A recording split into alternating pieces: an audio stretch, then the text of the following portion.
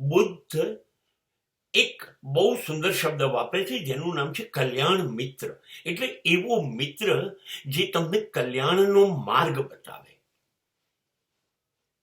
આ બુદ્ધને જે દિવસે જ્ઞાન થયું, બુદ્ધત્વ પ્રાપ્ત થઈ ગયું અને દેવતાઓને ઈર્ષા થઈ, કેમ કે દેવતાઓ એ એશો આરામ ના સંદેશાવાહકો છે. બુદ્ધત્વ એ ત્યાગની વાત છે, જ્ઞાનની વાત છે. દેવતાઓને ખબર પડી કે આ માણસને જ્ઞાન પ્રાપ્ત થયું છે, બુદ્ધત્વ પ્રાપ્ત થયું છે. તરત એમણે બુદ્ધને બોલાવી લીધા અને સ્વર્ગના દરવાજે સ્વાગત કર્યું કે આપ તો સ્વર્ગમાં રહેવાને લાયક છો. અને બુદ્ધે કહી દીધું દરવાજા બંધ કરો, હું નહીં આવું.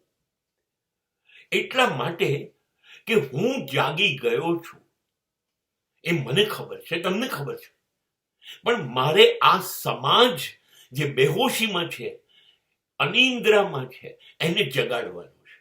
એકે એક માણસને હું જગાડીશ નહીં